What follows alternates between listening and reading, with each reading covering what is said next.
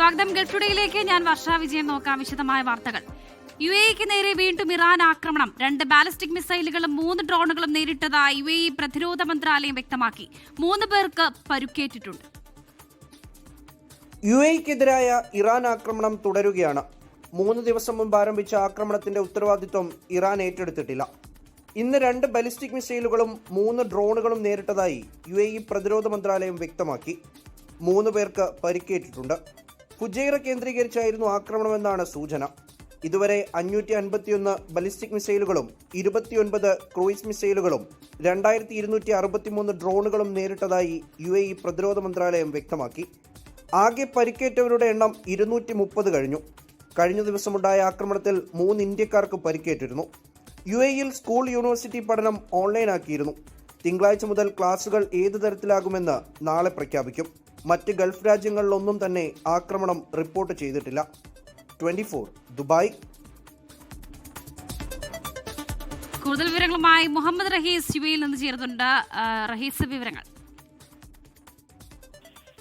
കഴിഞ്ഞ 3 ദിവസമായി ഇത്തരത്തിൽ ഇറാൻ UAE ആക്രമിക്കുന്നുണ്ട് എന്നുള്ള വിവരം പുറത്തു വരികയാണ്. അത് ഔദ്യോഗികമായി തന്നെ UAE പ്രതിരോധ മന്ത്രാലയവും വിവിധ ഏജൻസികളും അത് റിപ്പോർട്ട് ചെയ്യുന്നുണ്ട്, അത് സ്ഥിരീകരിക്കുന്നുണ്ട്. പക്ഷേ ഇതുവരെയും തങ്ങൾ ആക്രമിച്ചു എന്നുള്ള വിവരം UAE ഇതുവരെ ഇറാൻ സ്ഥിരീകരിച്ചിട്ടില്ല.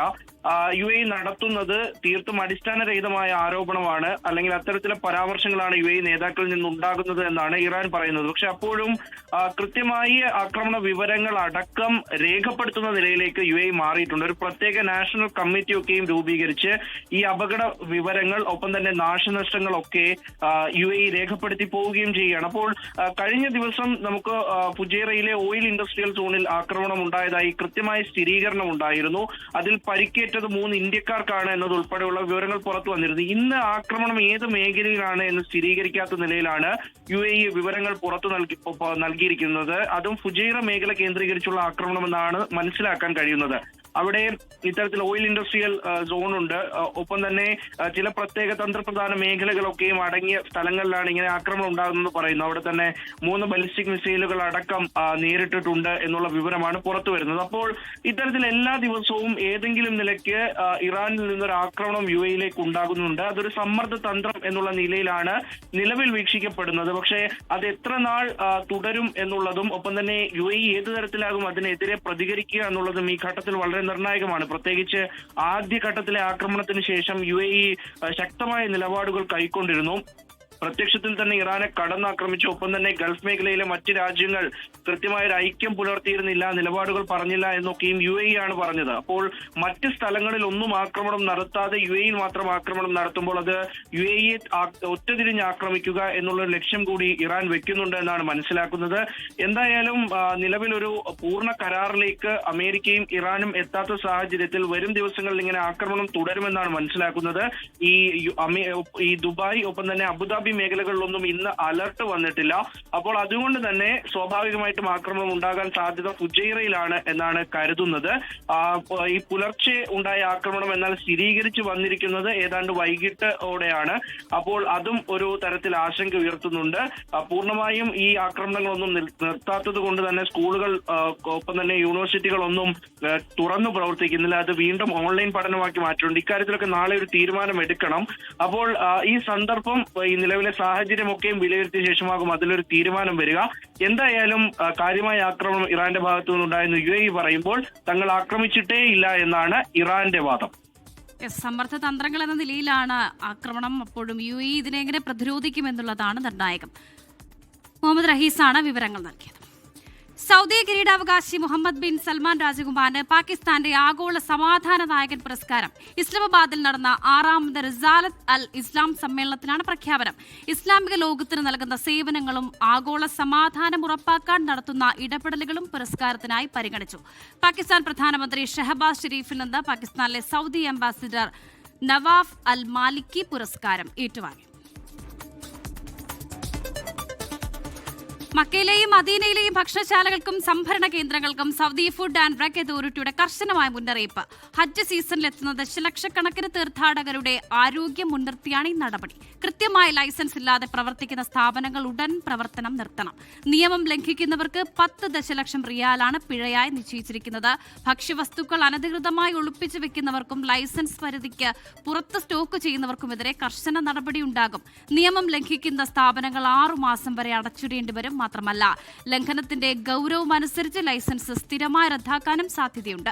തീർത്ഥാടകർക്ക് ശുദ്ധവും സുരക്ഷിതവുമായ ഭക്ഷണം ഉറപ്പാക്കാൻ 24 മണിക്കൂറും പരിശോധന തുടരുമെന്നും അതോറിറ്റി വ്യക്തമാക്കി. ഇന്ത്യയിൽ നിന്നുള്ള 1.5 ലക്ഷത്തോളം തീർത്ഥാടകർ ഇന്ന് മക്കയിലെ ഹറം പള്ളിയിൽ നടന്ന ജുമുഅ നമസ്കാരത്തിൽ പങ്കെടുത്തു. താമസ സ്ഥലത്ത് നിന്നും ബസ്സുകളിൽ കയറി ഹറം പള്ളിയിൽ പോയി വരുന്ന തീർത്ഥാടകർക്ക് സഹായവുമായി ഇന്ത്യൻ ഹജ്ജ് മിഷനും സന്നദ്ധ സംഘടനകളും രംഗത്തുണ്ടായിരുന്നു. ഇന്ത്യൻ ഹജ്ജ് കമ്മിറ്റി വഴി ഇന്നലെ വരെ 68,000-ലേറെ തീർത്ഥാടകർ ഹജ്ജിനെത്തി. ഇതിൽ 16,000-ഓളം തീർത്ഥാടകർ മദീനയിലും 52,000-ഓളം തീർത്ഥാടകർ മക്കയിലുമാണ് ഇപ്പോഴുള്ളത്. മക്കയിലുള്ള തീർത്ഥാടകരിൽ ഭൂരിഭാഗവും ഹറം പള്ളിയിൽ ഇന്ന് നടന്ന ജുമുഅ നമസ്കാരത്തിൽ പങ്കെടുത്തു. അസീസിയയിലും മറ്റും താമസിക്കുന്ന തീർത്ഥാടകർക്ക് ഹറം പള്ളിയിൽ പോയി വരാൻ ഷട്ടിൽ സർവീസ് ഏർപ്പെടുത്തിയിട്ടുണ്ട്. മസ്കുത്ത പാർക്കിംഗ് ഏരിയയിൽ ഇറങ്ങി ഹറം പള്ളിയിലേക്കുള്ള ബസ്സിൽ മാറി കയറണം. തീർത്ഥാടകരെ കൃത്യമായി ബസ് കയറ്റാനും മറ്റു സഹായങ്ങൾക്കുമായി കോൺസൽ ജനറൽ ഫഹദ് അഹമ്മദ് ഖാൻ സൂരിയുടെ നേതൃത്വത്തിൽ ഇന്ത്യൻ ഹജ്ജ് മിഷൻ പ്രതിനിധികളും സാമൂഹിക സംഘടനാ പ്രവർത്തകരുമുണ്ടായിരുന്നു. KMCC, ICF, RSC, OICC, Vikhaya, Navodaya, തനിമ തുടങ്ങി പല സംഘടനകൾക്ക് കീഴിലായി 100 കണക്കിന് മലയാളികളാണ് തീർത്ഥാടകരെ സഹായിക്കാൻ രംഗത്തുണ്ടായിരുന്നത്. കനത്ത ചൂടിൽ ആശ്വാസമായി തീർത്ഥാടകർക്ക് കുടിവെള്ളവും ചെരുപ്പുമെല്ലാം ഇവർ വിതരണം ചെയ്തു. ആദ്യമായി ഹജ്ജിനെത്തുന്നവർക്കും പ്രായം ചെന്നവർക്കുമെല്ലാം ഇവരുടെ സേവനം ഏറെ ആശ്വാസം നൽകി. 24 ജിദ്ദ. സൗദി അറേബ്യയിൽ ജോലി ചെയ്യുന്ന സ്വദേശി വിദേശി രക്ഷിതാക്കൾക്ക് വലിയ ആശ്വാസം നൽകുന്ന തീരുമാനവുമായി സൗദി മന്ത്രിസഭ. വലിയ തോതിൽ ജീവനക്കാരുള്ള സർക്കാർ സ്വകാര്യ സ്ഥാപനങ്ങളുടെ ആസ്ഥാനങ്ങളിൽ ഇനി മുതൽ കുട്ടികൾക്കായി കിൻഡർ ഗാർഡനുകൾ ആരംഭിക്കും. സ്ത്രീകളുടെ തൊഴിൽ പങ്കാളിത്തം വർദ്ധിപ്പിക്കാനും കുടുംബ ഭദ്രത ഉറപ്പാക്കാനുമാണ് ഭരണകൂടത്തിന്റെ പുതിയ നീക്കം. സൗദി അറേബ്യയെ കുടുംബ സൗഹൃദ തൊഴിലിടമാക്കി മാറ്റുക എന്ന ലക്ഷ്യത്തോടെയാണ് പുതിയ മന്ത്രിസഭാ തീരുമാനം പുറത്തുവന്നിരിക്കുന്നത്. ജോലി സ്ഥലങ്ങളിൽ തന്നെ കുട്ടികൾക്കായി നഴ്സറികൾ ഒരുക്കുന്നതിലൂടെ ജീവനക്കാരുടെ മാനസിക സമ്മർദ്ദം കുറയ്ക്കാനും ഉൽപാദനക്ഷമത വർദ്ധിപ്പിക്കാനും സാധിക്കുമെന്ന് അധികൃതർ വിലയിരുത്തുന്നു. വിദ്യാഭ്യാസ മന്ത്രാലയവും മാനവ വിഭവശേഷി മന്ത്രാലയവും കൈകോർത്താണ് ഈ പദ്ധതി നടപ്പിലാക്കുന്നത്. ജീവനക്കാരുടെ ഡ്യൂട്ടി സമയത്തിനനുസൃതമായി നഴ്സറികളുടെ പ്രവർത്തന സമയം ക്രമീകരിക്കുമെന്നതാണ് ഇതിലെ ഏറ്റവും വലിയ പ്രത്യേകത. കേവലം ഒരു ഡേ കെയർ എന്നതിലുപരി കുട്ടികളുടെ വളർച്ചയ്ക്കാവശ്യമായ സ്പീച്ച് തെറാപ്പി, ബിഹേവിയർ തെറാപ്പി തുടങ്ങിയ അത്യാധുനിക സേവനങ്ങളും ഇവിടെ ലഭ്യമാക്കും. നിലവിലുള്ള സൌകര്യങ്ങൾ മെച്ചപ്പെടുത്തുന്നതിനൊപ്പം ഹൈസ്പീഡ് ഇന്റർനെറ്റും വിദഗ്ധരായ ജീവനക്കാരുടെ സേവനവും പുതിയ സെന്ററുകളിൽ ഉറപ്പാക്കും. ആ സ്ഥാപനത്തിൽ ജോലി ചെയ്യുന്നവരുടെ കുട്ടികൾക്ക് മാത്രമായിരിക്കും ഇവിടെ പ്രവേശനം. വിഷൻ 2030 ലക്ഷ്യങ്ങൾ കൈവരിക്കുന്നതിന്റെ ഭാഗമായാണ് ഈ നീക്കം. 24 ജിദ്ദ.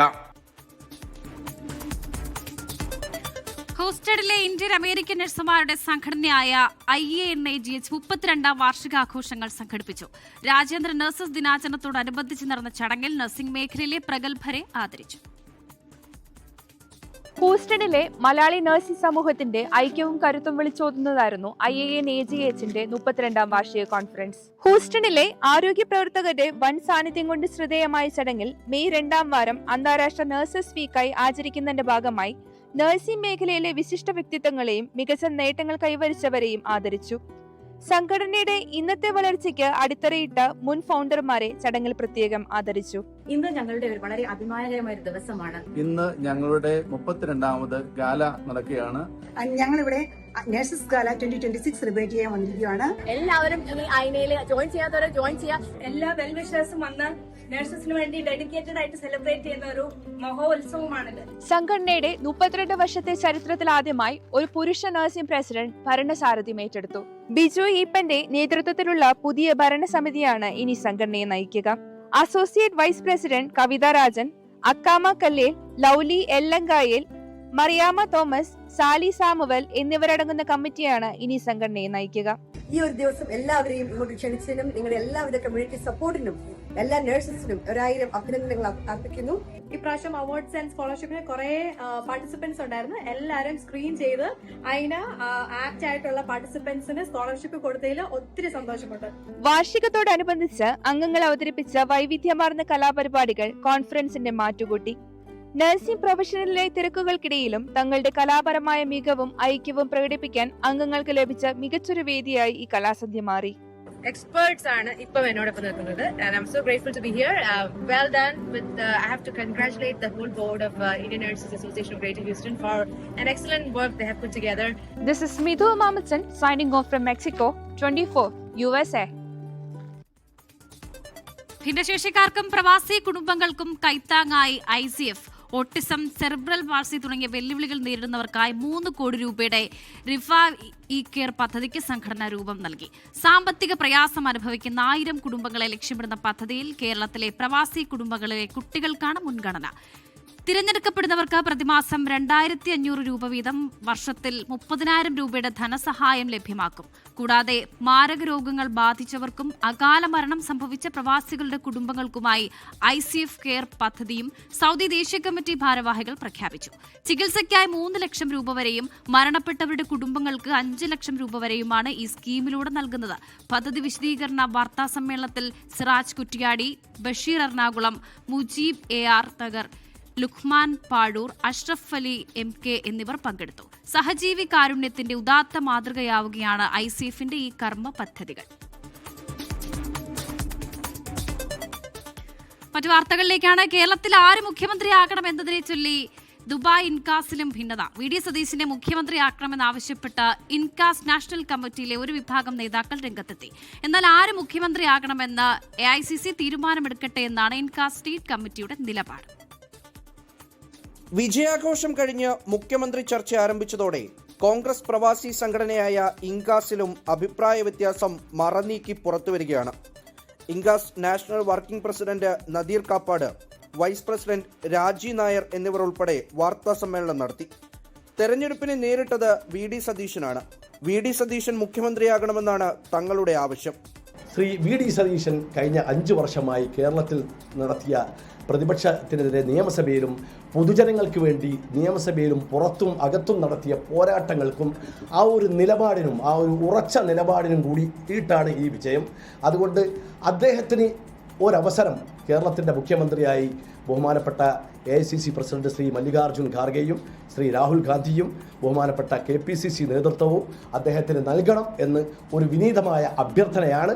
ഇനി അങ്ങനെ സംഭവിക്കുന്നില്ലെങ്കിൽ പാർട്ടി എടുക്കുന്ന നിലപാടിനോടൊപ്പം 100% ഞങ്ങൾ ഉണ്ടാകും എന്ന് പറയാൻ ആഗ്രഹിക്കുകയാണ്. ഈ 5 വർഷം പിണറായി വിജയന്റെ ദുഷ്ഭരണത്തിനെതിരെ ശക്തമായി പോരാടിക്കൊണ്ട് പുറത്തും അകത്തും ശക്തമായി ഇലക്ഷന് വോട്ട് കിട്ടിയില്ലെങ്കിലും പാർട്ടി ജയിച്ചില്ലെങ്കിലും മതേതരത്തെ തൊട്ട് കളിക്കരുതെന്ന് വ്യക്തമായി പറഞ്ഞുകൊണ്ട് ജനങ്ങളോടൊപ്പം നിന്ന ഒരു നേതാവാണ്.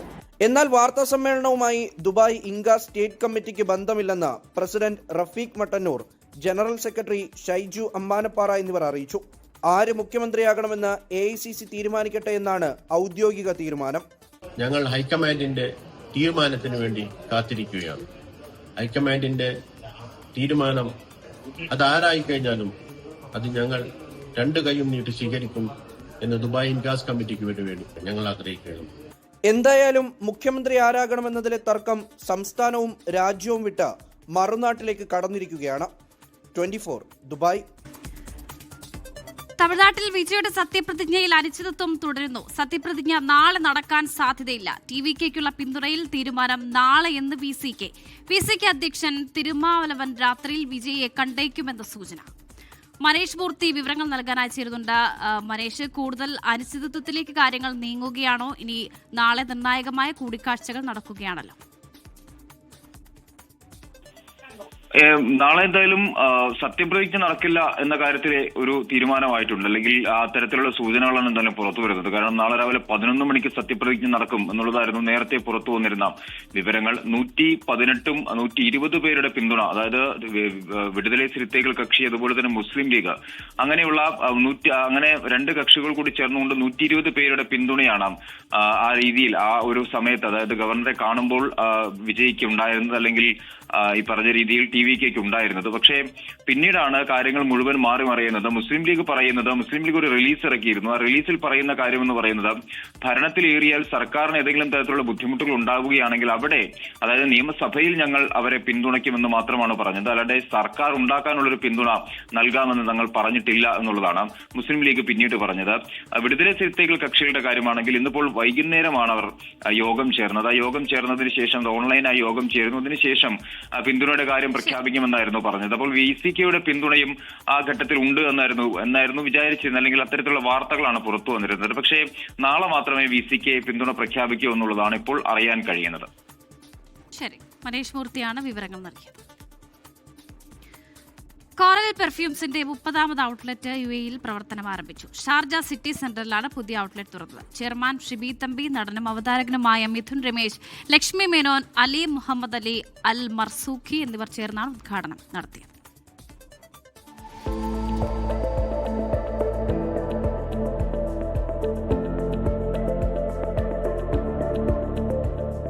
വമ്പൻ ഓഫറുകളും കളക്ഷനുമായാണ് പ്രമുഖ ബ്രാൻഡായ കോറൽ പെർഫ്യൂംസിന്റെ 30ാമത് ഔട്ട്ലെറ്റ് പ്രവർത്തനം ആരംഭിച്ചത്.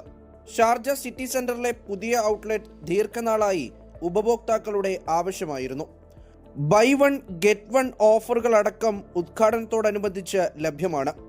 ചെയർമാൻ ഷിബി തമ്പി, നടനും RJയുമായ മിഥുൻ, ലക്ഷ്മി മേനോൻ, അലി മുഹമ്മദ് അലി അൽ മർസൂഖി എന്നിവർ ചേർന്നാണ് ഉദ്ഘാടനം നടത്തിയത്.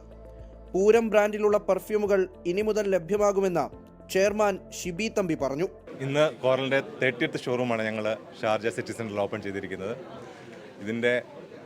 ഇത് സംഭവിക്കാൻ കാരണം നിങ്ങളുടെ സപ്പോർട്ടും ഈ ബ്രാൻഡിനുള്ള ട്രസ്റ്റാണ്.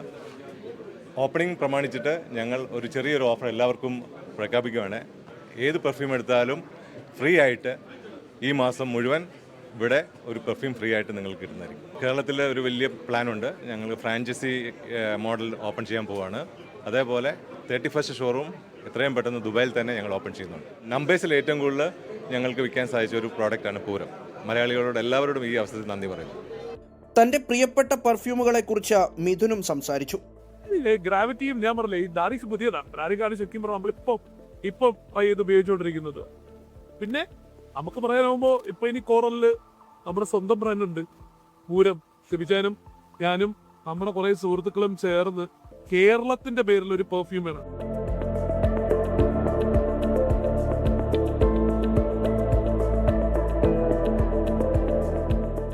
മികച്ച കളക്ഷനുകൾ ഒരുക്കിയുള്ള പുതിയ ഔട്ട്ലെറ്റിന്റെ ഉദ്ഘാടനത്തിന് വൻ ജനപങ്കാളിത്തമായിരുന്നു. 24 ദുബായ്. ക്രിക്കറ്റ് ഇതിഹാസം യുവരാജ് സിംഗിന് ഗംഭീര സ്വീകരണം ഒരുക്കി Dhanlaxmi group of companies. Thrissur മരത്താക്കരയിലെ ധനലക്ഷ്മിയുടെ ആസ്ഥാന മന്ദിരം സന്ദർശിക്കാൻ എത്തിയതാണ് ബ്രാൻഡ് അംബാസിഡർ കൂടിയായ യുവരാജ് സിംഗ്. വ്യവസായ വികസന താൽപര്യങ്ങൾക്കൊപ്പം സാമൂഹിക സേവനത്തിൽ ഊന്നൽ നൽകി പ്രവർത്തനം വ്യാപിപ്പിക്കുമെന്ന് മാനേജിംഗ് ഡയറക്ടർ വിപിൻ ദാസ് പറഞ്ഞു. പ്രൗഢഗംഭീരമായ സ്വീകരണ ചടങ്ങിനുള്ള വേദിയായിരുന്നു ഇന്ന് തൃശൂർ മരത്താക്കര. ഇന്ത്യൻ ക്രിക്കറ്റ് ഇതിഹാസം Yuvraj Singh Dhanlaxmi group of companies brand അംബാസിഡറായ ശേഷം ആദ്യമായി കോർപ്പറേറ്റ് ഓഫീസ് സന്ദർശിക്കാൻ എത്തിയതാണ്.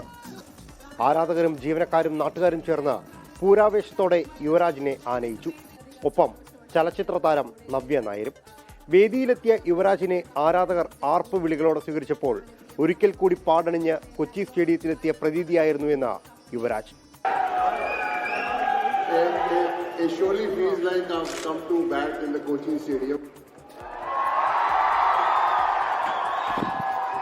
ആവേശക്കടലിന്റെ ഭാഗമാകാൻ അവസരം കിട്ടിയതിന്റെ സന്തോഷം നവ്യ നായരും മറച്ചുവച്ചില്ല.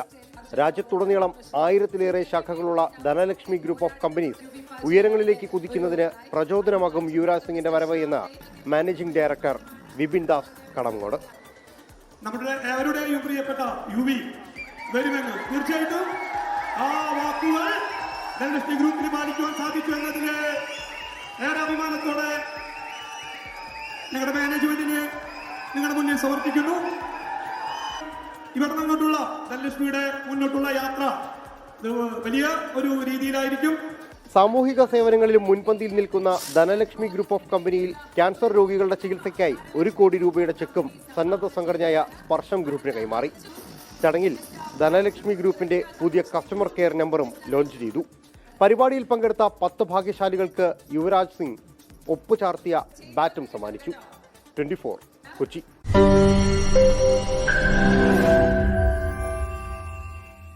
ലോകത്തെവിടെയായാലും ഏത് സമയത്തും 24 വാർത്തകളും ഓഗ്മെന്റഡ് റിയാലിറ്റി പാക്കേജുകളും എക്സ്പ്ലെയിനറുകളും വിശദമായി കാണാൻ ഞങ്ങളുടെ യൂട്യൂബ് ചാനൽ നിങ്ങൾക്ക് സബ്സ്ക്രൈബ് ചെയ്യാം.